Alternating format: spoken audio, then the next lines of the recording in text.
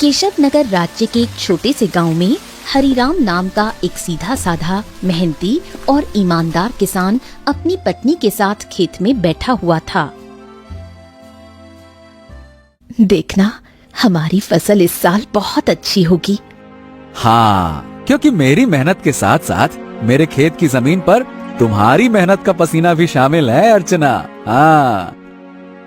नहीं, सारे गांव में केवल तुम ही मेहनती और ईमानदार हो। तुम्हारे पास जमीन तो कम है, लेकिन तुम्हारा दिल बहुत बड़ा है। कुछ देर बाद दोनों पति पत्नी घर चले गए।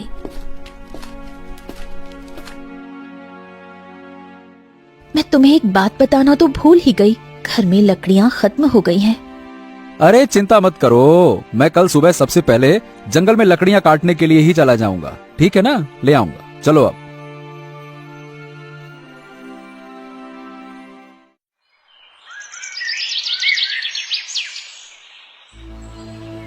अगली सुबह हरिराम लकड़ियां काटने के लिए जंगल चला गया।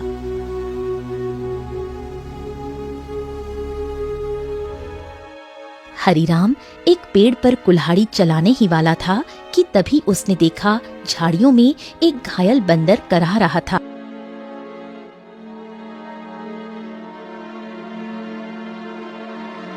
हे भगवान, बाप रे, इस बंदर को तो लगता है किसी ने बुरी तरह से घायल कर दिया है। जरूर किसी जंगली जानवर ने इसके ऊपर हमला किया होगा। बताओ भला, बेचारे का हाथ खून से भरा हुआ है। ओहो हो। हरिराम बंदर के पास बैठा था। काश तू बोल सकता तो बता सकता कि तेरी तकलीफ कहाँ है। फिलहाल तो तेरे हाथ में खून दिख रहा है, लेकिन जिस तरह से तू दर्द से तड़प रहा है ना, बाप रे, तकलीफ तो कहीं और ही है। उसी समय वहाँ एक साधु आ पहुँचा। कौन हो तुम और बंदर से क्या बातें कर रहे हो?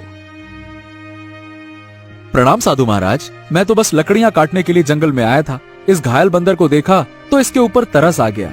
लगता है किसी जंगली जानवर ने हमला किया है इसके ऊपर। देखिए ना, इसके हाथ से खून बह रहा है, लेकिन जिस तरह ये दर्द से तड़प रहा है, मुझे तो लगता है कि इसे कहीं और ही तकलीफ है। बहुत कम इंसान होते हैं जिनके मन में जानवरों के प्रति इंसानियत होती है। रुको रुको रुको। ओम। इतना बोलकर साधु मंत्र पढ़ने लगा।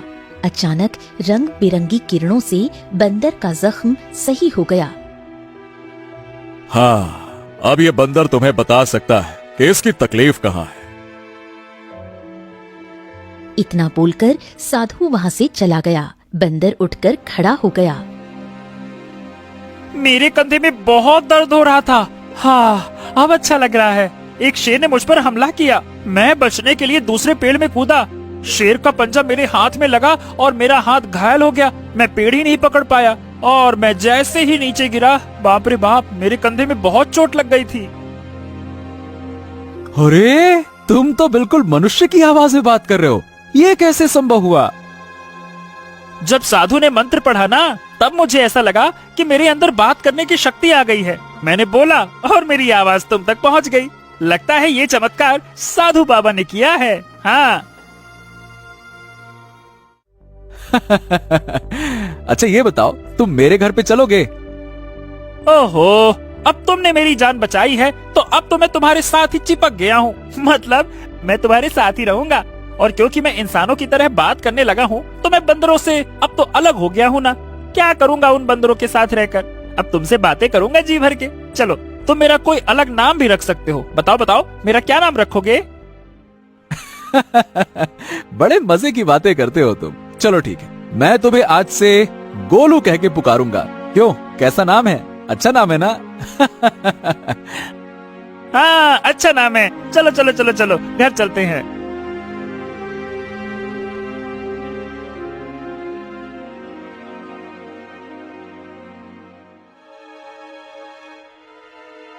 अरे, ये जंगल से तुम बंदर को क्यों पकड़ लाए?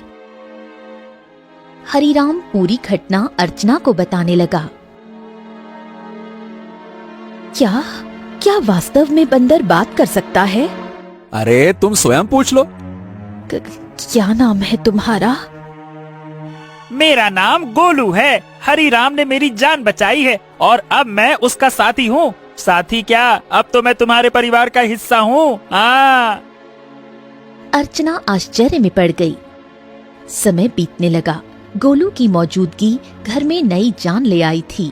धीरे धीरे गोलू अर्चना के काम में हाथ बटाने लगा। गोलू अब हरीराम का सच्चा साथी बन चुका था। एक दिन गोलू हरीराम से बोला, हरीराम, अब मैं भी तुम्हारे साथ खेत में चलूंगा। क्या करूंगा घर में बैठे बैठे, मुझे भी चलना है। अरे गोलू, खेत का काम आसान नहीं होता, बहुत मेहनत लगती है। क्या करोगे तुम वहाँ पे? अरे क्या करूंगा क्या, मैं भी तुम्हारे साथ मेहनत करूंगा। और क्या मुझे कम मेहनती समझा है क्या? बस डर ये है कि गांव वालों ने तुम्हें बोलते हुए देख लिया ना, तो वो न जाने क्या समझेंगे। अरे पर जब मैंने तुमसे पहली बार बात की थी तो क्या तुम डरे थे क्या, बताओ? देखो गोलू, मैं दुनिया को जानता हूँ। हर कोई मेरे जैसा नहीं होता है जो तुम्हें समझ सके। ओहो, मुझे दुनिया से क्या है लेना देना, मुझे तो तुम्हारे संग है रहना। मेरा मतलब ये है कि मुझे बस तुमसे मतलब है, क्योंकि मैं तुम्हारा साथी हूँ। हरीराम मुस्कुराया और अगले दिन गोलू को साथ लेकर खेत चला गया। कुछ ही दिनों में गोलू ने खेती की हर बात सीख ली। अब वो हरीराम का सच्चा मददगार बन गया था।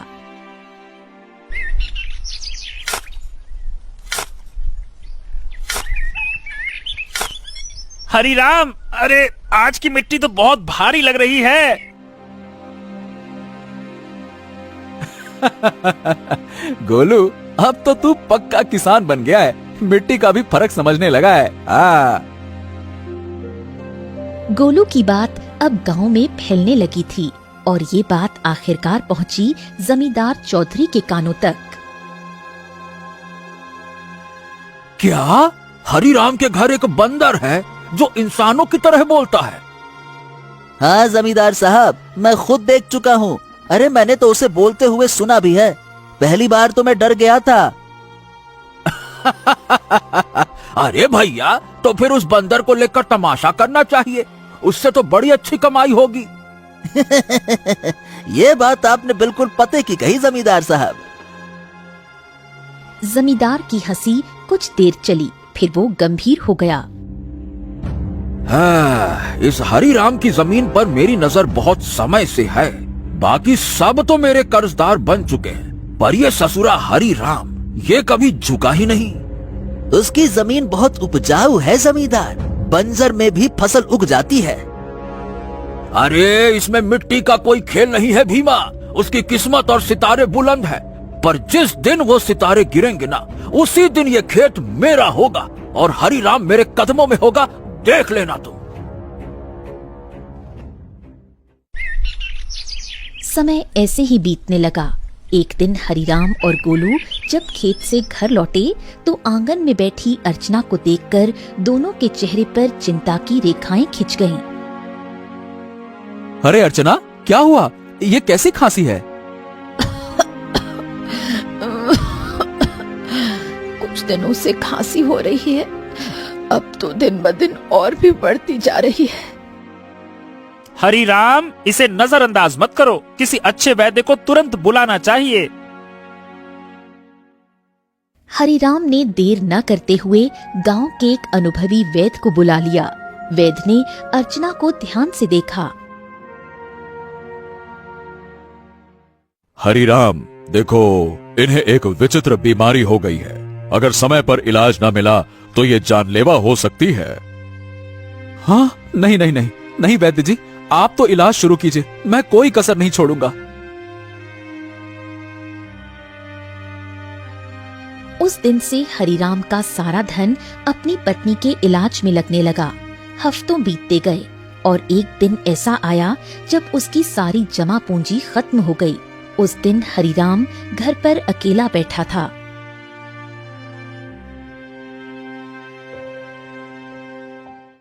ऐसे उदास मत बैठिए, मैं अपने आप ठीक हो जाऊंगी। ऐसा मत कहो अर्चना, मैं तुम्हें इस हालत में नहीं देख सकता। तो अब क्या करोगे? जो कुछ था सब तो मेरे इलाज में लगा दिया, अब तो बीज खरीदने तक के पैसे नहीं बचे। हरिराम सिर झुकाए बैठा था। तभी गोलू तेजी से दौड़ता हुआ आया। हरिराम, हिम्मत मत हारो। तुम्हारे 2 भाई इस गांव में रहते हैं और तुमसे ज्यादा धनी भी हैं। उनसे मदद क्यों नहीं मांगते हो, हैं? हरिराम को ये बात ठीक लगी। उसी शाम वो गोलू को साथ लेकर अपने बड़े भाई केशव के घर गया। ओहो हो हरी राम, क्यों भाई आज हमारे घर का रास्ता कैसे भूल गए हैं? भैया, अर्चना की बीमारी के बारे में तो अब गांव में सब जानते हैं। मैंने जो कुछ कमाया सब इलाज में लग गया। अब कुछ धन की जरूरत है भैया। तुम तो जानते हो मेरी फसल इस बार खराब हुई है। अब खुद मुझे उधारी लेना पड़ रहा है तो मैं तुम्हें कहां से दूं? हरिराम कुछ नहीं बोला, सिर झुकाकर बाहर निकल आया। अरे वो झूठ बोल रहा था हरिराम। मैंने उसके चेहरे को देखा है, वो देना ही नहीं चाहता था। हाँ जानता हूँ रे गोलू, पर चलो एक और भाई है, उनसे मिलते हैं, चलो। अब दोनों बिरजू के घर पहुंचे। बिरजू ने दरवाजा खोला और हरिराम को देखकर चौंक गया। ओ हरिराम, आज भाई की याद कैसे आ गई? भैया मेरी पत्नी अर्चना बहुत बीमार है, थोड़ा सा धन चाहिए इलाज के लिए। क्या? अरे बंटवारे में वैसे भी तुझे ज्यादा जमीन मिल गई थी, उसे बेच नहीं देता? मेरे पास धन का पेड़ लगा है क्या जो मांगने चला आया? झूठ मत बोलो भैया। सच तो यह है कि तुमने और केशव भैया ने मेरे हिस्से की जमीन भी दबा ली थी। मुझे 6 बीघा जमीन मिलनी थी, बस 2 बीघा मिली है, 2 बीघा। अरे निकल जा यहाँ से। अगर कर्ज लेना है तो जमींदार के पास जा। मुंह उठा के चले आते, भाग यहाँ से।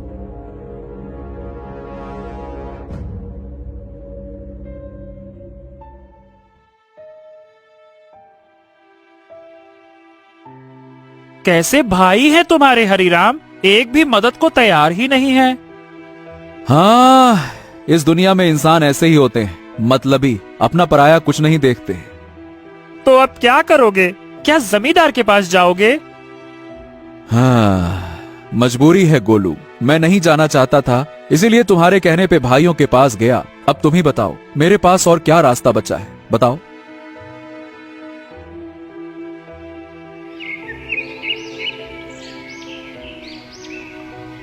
अगले दिन हरिराम और गोलू जमींदार की हवेली में जा पहुंचे। उम्मीद उसे कम थी, मगर अपनी पत्नी की खातिर उसने खुद को झुका दिया था। मैं जानता था हरिराम, एक न एक दिन तू चलकर मेरी हवेली में जरूर आएगा भैया। आपने बिल्कुल सही कहा था मालिक। जब तक इसकी किस्मत चमक रही थी तब तक बहुत अकड़ में चलता था। अब देखो कैसा मुरझाया मुरझाया सा खड़ा है। ए जमींदार, तुम्हें किसी की हालत का मजाक उड़ाने का हक नहीं है। लोग तुम्हारा सम्मान करते हैं, तुम्हें भी दूसरों का सम्मान करना चाहिए, समझे? ए बंदरवा, बकवास बंद कर। तू इंसानों की तरह बोलता है, इसका मतलब ये नहीं है कि तू इंसान बन गया है, समझा? हाँ भैया हरिराम, बताओ बताओ क्यों आए हो? क्या बताएं, आपको तो सब पता है। मेरी पत्नी बीमार है, सारा धन इलाज में चला गया, कुछ धन की आवश्यकता है। अच्छा, धन चाहिए तो भैया मेरी शर्तें सुन लो। ब्याज 50% और बदले में कुछ गिरवी रखना होगा। हाँ, मेरे पास कुछ बचा है क्या जो गिरवी रखूं? जो सोने के आभूषण थे वो भी इलाज में बिक चुके हैं। अरे है ना, क्यों नहीं है? तेरे पास 2 बीघा जमीन है, भैया उसे गिरवी रखो। वक्त पर कर्ज चुकाएगा तो जमीन तेरी वरना मेरी, सीधा हिसाब। बोलो भैया। हरिराम सोच में पड़ गया। उसे अपनी पत्नी का जीवन बचाना था, मगर कीमत बहुत बड़ी थी। अरे ये तो सरासर अन्याय है। तुम किसी की मजबूरी का फायदा उठा रहे हो। ऐसे तो हरिराम कभी कर्ज ही नहीं चुका पाएगा। ए हरिराम, पहले तो तू इस अपने पालतू बोलने वाले बंदर को ले जा यहाँ से, नहीं तो मेरा मन बदल गया तो हो गया तेरा काम। जब से आया है पटार पटार पटार पटार। चुप कर। हरिराम चलो मेरे साथ, ये कर्ज मत लो, चलो। हाँ, गोलू, मेरे पास अब और कोई चारा नहीं है।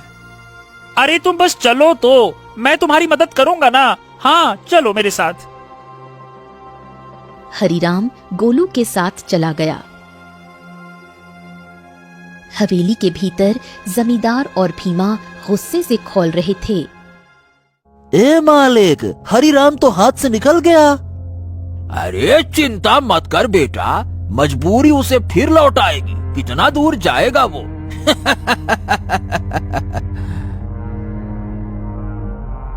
हरीराम गोलू के साथ घर पर आ पहुंचा और गोलू तुरंत वहां से चला गया। शाम तक गोलू लौटकर नहीं आया। हरीराम और अर्चना की चिंता बढ़ने लगी। गोलू अब तक क्यों नहीं आया? कहीं जमींदार ने उसे कुछ कर तो नहीं दिया? अरे पता नहीं कहाँ गया। मेरा मन भी बड़ा बेचैन है। रात बीत गई।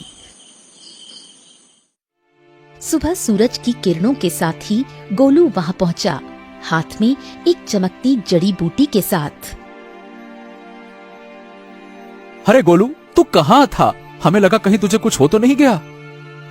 अरे मैं जंगल गया था उन साधु महाराज को ढूंढने जिनसे मुझे बोलने की शक्ति मिली थी। उन्हें मैंने सारी बात बताई और उन्होंने दया करके ये जड़ी बूटी दी है। उन्होंने कहा है कि इससे बड़ी बीमारी ठीक हो सकती है। हाँ। गोलू ने वो जड़ी बूटी अर्चना को दे दी। कुछ देर बाद अर्चना की आंखों में चमक लौट आई। मुझे बिल्कुल स्वस्थ महसूस हो रहा है, जैसे मैं कभी बीमार ही नहीं थी। हाँ। अर्चना, तुम्हारी खांसी भी ठीक हो गई। और गोलू, तू तो हमारे लिए देवता बन गया। अगर तू नहीं होता तो मैं जमींदार से कर्ज लेकर अपनी खेती भी खो बैठता।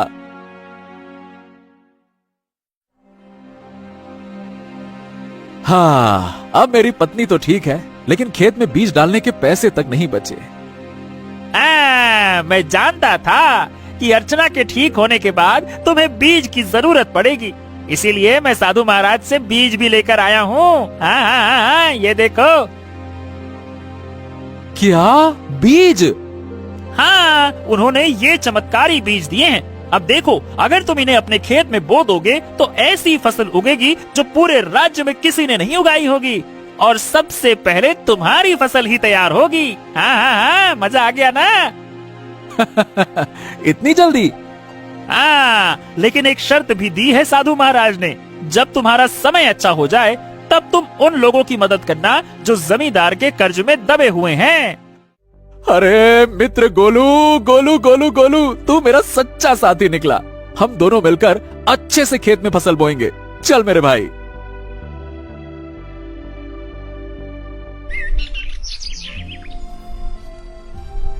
अगले ही दिन हरीराम, गोलू और अर्चना ने मिलकर खेत जोता, बीज बोया और आकाश की ओर देखकर मेहनत का वादा किया। कुछ ही दिनों में हरीराम के खेत में ऐसी फसल लहराई जैसे किसी ने पहले कभी नहीं देखी थी। गांव वाले चकित रह गए। अरे देखो रे देखो, हरिराम के खेत में तो जैसे सोने जैसी फसल लहरा रही है। हाँ हाँ हाँ हाँ हाँ। हाँ, हमारी फसल तो अभी जामी भी नहीं है और इसकी तो फसल भी तैयार हो गई। और उसकी बीवी अर्चना, जो कि महीनों बीमार रही, अब रोज खेत में काम करती है। भैया, ये तो कोई चमत्कार ही लगता है। कुछ दिनों बाद हरीराम की किस्मत बदल गई। चमत्कारी फसल ने उसे गांव का सबसे सफल किसान बना दिया। बाजार में उसके नाम की चर्चा फैल गई। हरि राम जपो राम नाम, बन गया तू धनवान। जो सोचा था वो हो गया सच। हाँ, वाकई में सच तो हो गया। लेकिन अब बारी है गोलू वादा निभाने की, उन सब की मदद करने की जो जमींदार के कर्ज में डूबे हैं। हाँ बिल्कुल, चलो आज से ही शुरुआत करते हैं। अपने गांव का बिंदेसर का खेत सबसे पहले छुड़ाते हैं। चलो।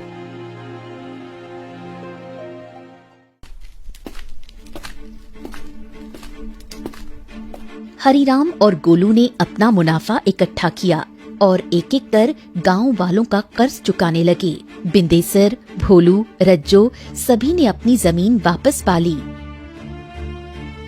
हरि राम भैया, आज आपने हमें नया जीवन दे दिया। सही बताओ, बिल्कुल, बहुत बहुत धन्यवाद।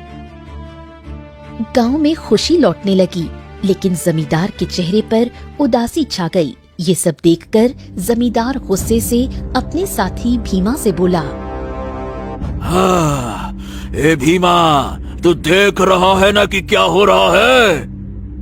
हाँ मालिक, हरि राम ने सबके कर्जे चुकाने शुरू कर दिए हैं। अगर यही चलता रहा तो एक दिन तो मेरी जमींदारी ही खत्म हो जाएगी और मेरा दबदबा भी खत्म हो जाएगा। आप तो आदेश दीजिए मालिक की करना क्या है। अब बहुत हो गया भीमा, अगर ये हरि राम ऐसे ही सबकी जमीन छुड़वाता रहा तो मेरा क्या बचेगा? मेरा दबदबा, मेरी हवेली है? अरे मालिक, आप तो बस आदेश कीजिए, कल ही उसका काम तमाम कर दूंगा। सब खेत में काम करते हैं, वही खत्म कर दूंगा। कहिए। खून जमीन पर गिरे ऐसा मारना साले को, ताकि सबके दिल में डर उतर जाए। जा, हरि राम को मिटा दे, जा।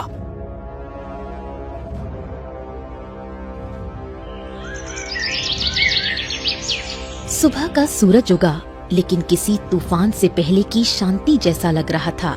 हरिराम खेत में बीजों को देख रहा था, जो अब सोने जैसे चमकते दिखते थे। अरे गोलू, देख तो, ये फसल तो जैसे गाना गा रही हो। तुम्हारे हाथ की छुअन में जादू है। हाँ, बिल्कुल सही कह रहे हो मित्र। इस बार की फसल सोने की फसल जैसी उगती हुई दिख रही है। वाह वाह वाह वाह वाह वाह। इतना बोलकर अचानक गोलू एक ओर हट गया। सच तो ये था कि गोलू को किसी की आहट की भनक लग चुकी थी। तभी वहां जमींदार और भीमा आ पहुंचे। भीमा के हाथ में लंबा बर्छा था। हरिराम झुका हुआ था। अब भुगतो किसान। जैसे ही भीमा ने हरिराम की ओर बर्छा फेंका, एक छलांग, एक चीख, एक वार, लेकिन हरिराम पर नहीं, गोलू पर। गोलू! नहीं नहीं नहीं, ये क्या किया तूने? तुम्हारे लिए मित्रता का मतलब सिर्फ साथ नहीं होता, कभी कभी बलिदान भी होता है। तूने मेरी जान बचाने के लिए अपनी जान दांव पर लगा दी।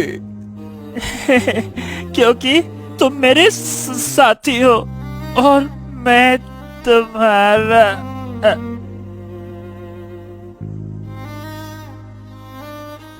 जमींदार और भीमा अविश्वास भरी नजरों से घायल गोलू को देखने लगे। भीमा जमींदार की ओर देखकर बोला, अरे ये क्या जमींदार, इस मूर्ख बंदर ने तो हरि राम के ऊपर लगने वाला वार अपने ऊपर ले लिया। हाँ, तुमने सही कहा, लेकिन मैं फिर भी हरि राम को जीवित नहीं छोड़ूंगा। इतना बोलकर जमींदार गोलू की ओर देखकर क्रोधित अवस्था में बोला, अरे तू मूर्ख का मूर्ख बंदर ही रहा। अरे तू इंसानों की तरह बोल सकता था और इंसानों की तरह रहने लगा था, लेकिन तू इंसानों की तरह चतुराई नहीं सीख सका। तुझे क्या जरूरत थी अपने ऊपर वार लेने की? क्या आवश्यकता थी बलिदान देने की? मूर्ख बंदर कहीं का, तूने मेरे सारे किए कराए पर पानी फेर दिया। लेकिन तुझे क्या लगता है कि मैं हरि राम को जीवित छोड़ दूंगा? नहीं, मैं हरि राम को जीवित बिल्कुल नहीं छोड़ूंगा, क्योंकि उसकी वजह से ही मेरा गांव में दबदबा समाप्त हुआ है। तेरा ये बलिदान बेकार जाएगा रे मूर्ख बंदर, रुक जा। गोलू के होठों पर एक हल्की मुस्कान अब भी जिंदा थी। गोलू ने अपने मित्र हरिराम को मुस्कुराते हुए देखते हुए ही दम तोड़ दिया। तभी वहाँ वही साधु प्रकट हो गया, जिसने गोलू को बोलने की शक्ति दी थी और जिसने गोलू को हरिराम की पत्नी को बीमारी से बचाने के लिए जड़ी बूटी और जादुई बीज दिए थे। साधु क्रोधित अवस्था में जमींदार और भीमा की तरफ देखकर बोला, जिसने निर्दोष की जान ली, उसका पाप अब उससे बदला मांगेगा। जमींदार और भीमा, तुम दोनों ने बहुत बड़ा पाप किया है। तुम्हें इस संसार में खुलेआम रहने का कोई अधिकार नहीं है। तुम दोनों समाज के लिए खतरा हो, रुक जाओ। इतना बोलकर साधु की क्रोधित आंखों से रंग बिरंगी किरणें निकलकर भीमा और जमींदार के शरीर पर पड़ने लगी और अगले ही पल उनके शरीर में आग लग गई। कुछ ही देर में वो दोनों जलकर राख हो गए। गांव वाले इकट्ठा हो गए। साधु हरिराम की ओर देखकर बोला, हाँ, तुम्हारा और गोलू का साथ यहीं तक लिखा था हरिराम। लेकिन साधु महाराज, जमींदार के साथी भीमा ने मेरे ऊपर हमला किया था, लेकिन गोलू ने उसे अपने शरीर पर ले लिया। हाँ, क्योंकि वो तुम्हारा सच्चा साथी था। जाते जाते गोलू ने अपनी मित्रता का कर्ज चुका दिया। अपने साथी को कभी नहीं भूलना हरिराम। इतना कहकर साधु रंग बिरंगी किरणों में वहां से गायब हो गया। गांव वाले नम आंखों से गोलू के बलिदान की सराहना करने लगे। अरे ये कोई साधारण बंदर नहीं था भैया, देवता था देवता, हरिराम का सच्चा साथी। हाँ भैया, इसने अपनी जान दे दी और हम सबको बचा लिया। बहुत अच्छा बंदर था। कुछ दिनों बाद हरिराम ने नम आंखों से गोलू की याद में उसी खेत में एक पौधा लगाया जो आगे जाकर बना साथी वृक्ष। गोलू, तेरे बिना सब अधूरा लगेगा, लेकिन तू मिटा नहीं। तू हर उस फसल में है जो इस धरती से उगेगी। कभी कभी सच्चा साथी इंसान नहीं होता, वो एक जानवर हो सकता है जो बिना शर्त प्रेम करे, रक्षा करे और अगर जरूरत पड़े तो जीवन भी दे दे।